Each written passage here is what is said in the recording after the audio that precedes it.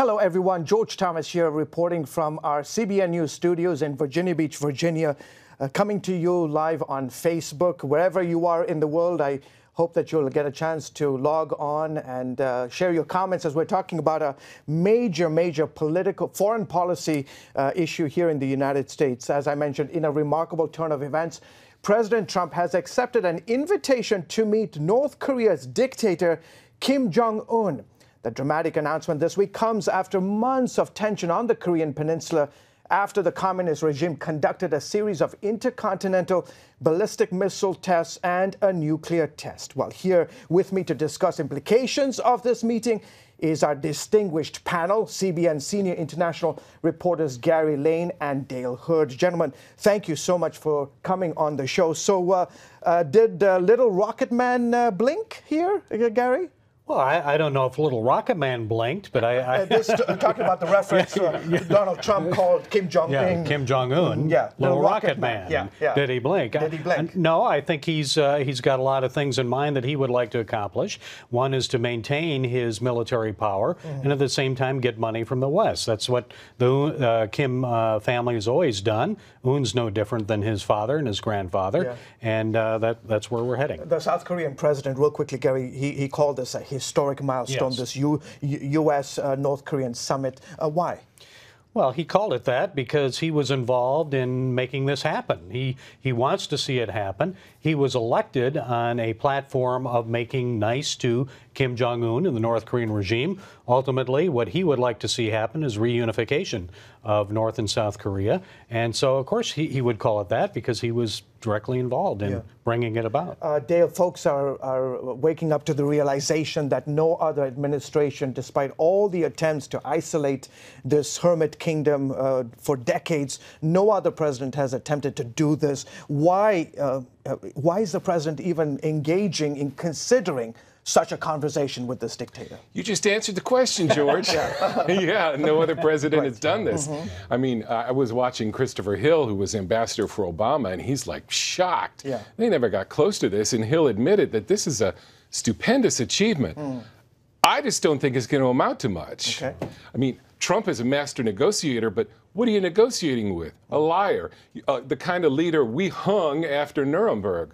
I mean, we'll see what Trump can do. I mean, the media thinks Trump is dumb or that he's crazy. He's not. He's a master negotiator. So it could be interesting. So jumping off that point, Dale, to Gary, so what's in this for the North Koreans? Well, the North Koreans, as I said earlier, what Kim Jong-un wants is to maintain his military power. If there's reunification, he wants it to be reunified on his terms. He would like to be in control. He wants, of course, to see a more prosperous North Korea. But he's a master, as Dale said. He's a liar, and he knows how to fool the West. He and his family have done it for decades. This is an ongoing shakedown scam. We all know, we've all covered it, and Clinton fell for it, and Obama to a degree, and it just keeps going on. And to me, until we see otherwise, to me, this is just a new development in the old shakedown scheme. And what we've seen over the years is sanctions, then them saying, okay, we'll stop our testing, right? The North Koreans saying that. And then we lift the sanctions, we give them money, and then after a while, they start testing again. We reimpose sanctions, and it's on and on and on again, isn't it, Dale? And speaking of that, obviously, the North says that we will refrain from conducting any missile tests between now and May. Does that really matter? Does it? I don't know. You know what comes to my mind is I wonder if sanctions did bite. I mean, for me, the North Korea, as you said, the final reality is the military.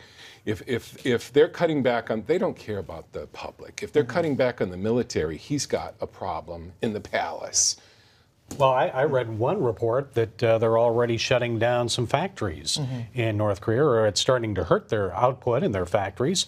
And if that is happening, then that might be one reason why Kim Jong-un is proposing this. From the White House perspective, Dale, what do they hope to accomplish? I mean, ultimately, I'm sure that the word denuclearization of the Korean Peninsula would be the ultimate goal. But in the short term, what do you think they're looking for? Immediate term, they want to know what's there. They want to know why why does he want to talk? And by the way, Rex Tillerson said these will be talks and not negotiations. Yeah. They want to find out what might be on the table, try to sense what prompted Kim to essentially cry uncle and say, okay, I'll talk. I think it's not just the sanctions, but also China responding to the sanctions and doing much of the same. Now, they've been busting the sanctions a little bit by providing oil and that so forth, but some of these sanctions that China is involved with are starting to bite and hurt. And hopefully this is going to play out dramatically for the North Korean public consumption to have Kim Jong-un meeting with the world's superpower leader from a PR standpoint inside the country. This is a huge coup for Kim Jong-un, right? Well, it is, and his people are still starving. I saw one report on USA Today where they were talking about a soldier that had crossed into China, I think it was, maybe into South Korea. And the soldier, they did some x-rays, found out he had parasites, he had raw kernels of corn in his stomach.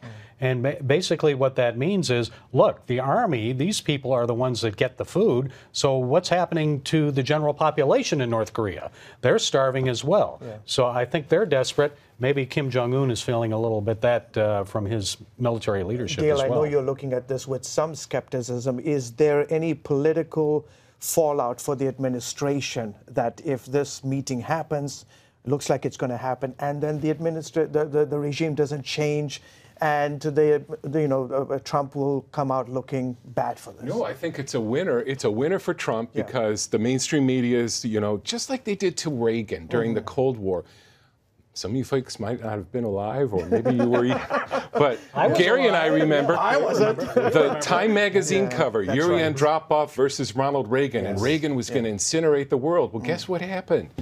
And, and they've essentially portrayed Trump in the same way. But, I would go back to what you said. I don't think this makes Kim look good to his own people. I think it makes him look weak.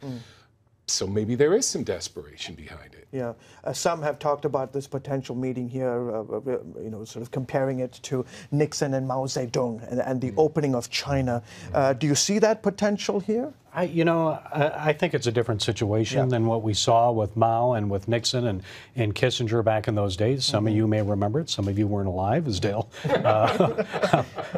pointed out. This is a show not about our ages, folks. But it did open the door to China, what Nixon did. But I don't see it on the same level. Now, we'll have to see, will there be a Gorbachev moment when Reagan said, Mr. Gorbachev, tear down this wall, and then we saw the wall come down. Will Trump do the same?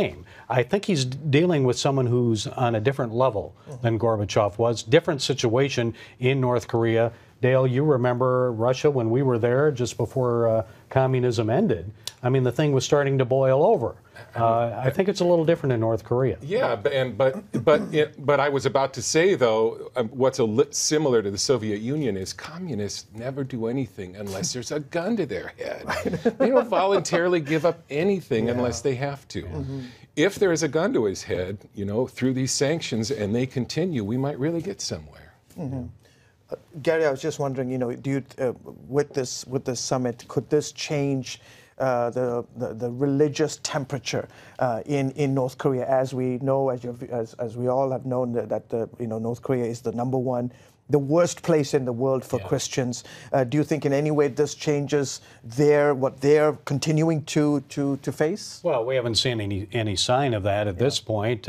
I don't expect this is going to make any difference for Christians one way or the other, because Kim Jong-un and his leadership still see Christians as a threat.